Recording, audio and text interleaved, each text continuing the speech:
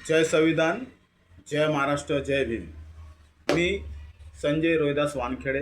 मी बदलापूरकर, सामान्य कार्यकर्ता आणि वृक्षप्रेमी, पर्यावरणप्रेमी. तर मी आलो आहे तुमच्याकडे काही विषय घेऊन महत्त्वाचे. का माझ्याबरोबर जे आता चालू आहे प्रकरण, नगरपालिका ते कवटेजेवाडी ते नगरपालिका, तर त्याच्यामध्ये मी काही महिन्यापासून पाठपुरावा करत होतो. कवटेच्या वाडीला रस्ता मिळावा म्हणून. रस्ता मिळाल्यानंतर तिथे पाणी यावं, लाईट यावं, त्याच्यासाठी मी प्रयत्न करत होतो. तर तिथले रहिवासी, सगळे रहिवासी, आदिवासी समाज, अजून माझा इतर समाज, सगळे लोकांनी माझ्याकडे आले, तिथे विषय मांडले का वानखेडे इथे हाही सुद्धा प्रॉब्लेम आहे, हेही सुद्धा याच्यावरती आपण थोडं लक्ष द्या. तर मी ज्यावेळी लक्ष द्यायचं चालू केल्यानंतर मी त्याचा पाठपुरावा केला, पत्रव्यवहार केले मी नगरपालिकेला. पत्रव्यवहार केल्यानंतर माझी पत्रकार टीम आहे, खूप स्ट्रॉंग टीम आहे पत्रकारांची. तर त्यांनीही सुद्धा मला सहकार्य केलं त्याच्यामध्ये. का तिथे आले, स्वतः CO साहेबांना घेऊन आले, मारुती गायकवाड साहेबांना स्वतः ते घेऊन आले. त्याची पाहणी केली. पाहणी केल्यानंतर त्यांनी तिथे न्यूज चालवल्या, बातम्या दिल्या आणि लोकांच्या प्रतिक्रिया घेतल्या. आणि ते प्रतिक्रिया घेतल्यानंतर त्यांनी पूर्णपूर त्यांचा बळ वापरला. पत्रकार म्हणून त्यांनी पूर्ण बळ वापरला. आणि मला अभिमान आहे का बदलापूरमध्ये एवढी छान पत्रकार टीम आहे. मला त्या गोष्टीचा खूप अभिमान आहे. गणेश गायकवाड साहेब असतील, मोहिनी जाधव ताई साहेब असतील, अजून त्यांची पूर्ण टीम आहे. तर त्यांनी जो न्यूज चालवली, ती न्यूज चालली, भरपूर चालली. एक नाही, त्यांच्या अनेक चॅनलला चालवली. परत पेपरामध्ये बातमी चालवली त्यांनी. बातमी सगळी चालवल्यानंतर अधिवेशन होता. त्या अधिवेशनमध्ये बदलापूरचा विषय त्यांनी तिथपर्यंत नेला का बदलापूरमध्ये कवटेची वाडी आहे, चिखलाचं गाव म्हणून त्याला त्यांनी टॅगलाईन दिली. तर चिखलाची वाडी अशी टॅगलाईन दिल्यामुळं, आणि खरंच चिखलाचीच वाडी होती तिथे अनेक वर्षापासून, 70 वर्षापासून आणि अनेक वर्षापासून तिथे रस्ता नाही.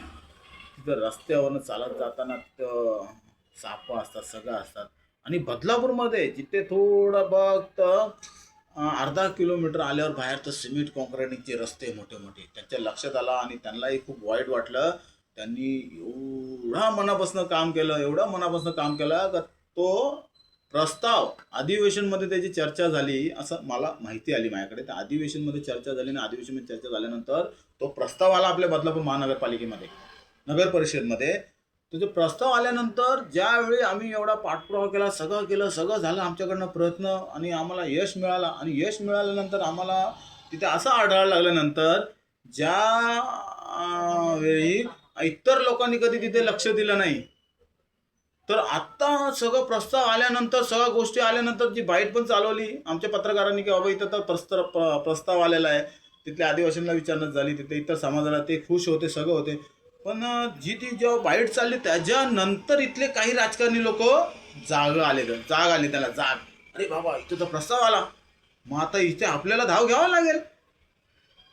त्यांनी तिथं धाव घेतली डायरेक्ट. म्हणजे आधी यांनीच प्रस्ताव टाकला, लगेच प्रस्ताव टाकून मोकळे झाले.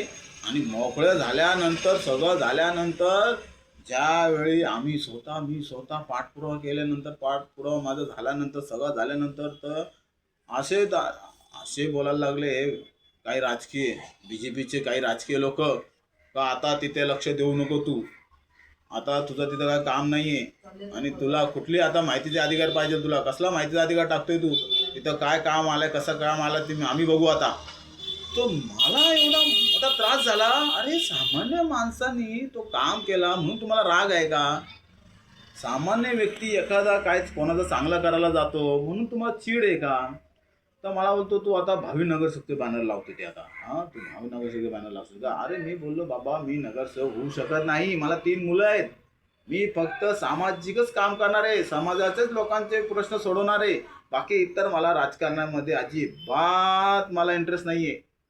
कारण का मी काहीच वर्षापूर्वी राजकारणाचा मला पद होता, त्याचा मी राजीनामा देऊन टाकला आहे.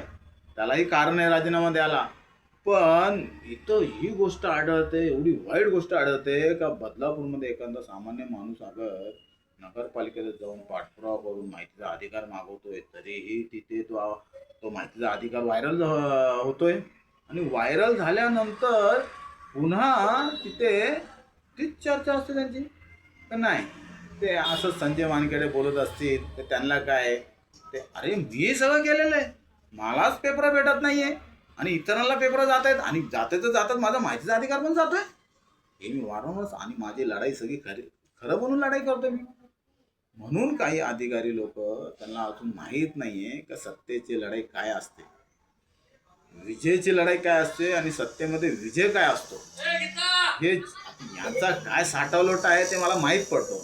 उगाच असं यांचं हे नाही तडजोड नाही. अहो हे लोक, आणि माझं फर्स्ट म्हणणं आहे, आम्ही कामं करतो कोणाचे खिशे भरण्यासाठी कामं नाही करत. आम्ही कामं करतो लोकांचे गोरगरिबांचे कामं करण्यासाठी आमची कामं आहेत. त्याच्यामध्ये फर्स्ट माझा आरोप आहे का हे जे कामं चाललेले आहेत हे कामं एकदम चुकीच्या पद्धतीने चालले. ज्या टायमाला एवढा वर्षापासून कोणी लक्ष न दिलं त्यावेळी झोपले होते का, फर्स्ट माझं म्हणणं आहे.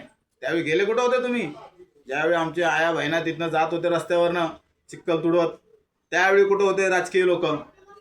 आता काही लोक, सगळी लोक एक होत आहेत, राजकारणी लोक एक झाल्यावर त्यांची एकदम तयारी चालू आहे फुल. अरे एवढा मोठा रस्ता, एवढा करोडाचं काम आहे, लालच आणले याला, लालच ह्या रस्त्यामुळे. हे बघत नाही का गोरगरिबाचं काम आहे का.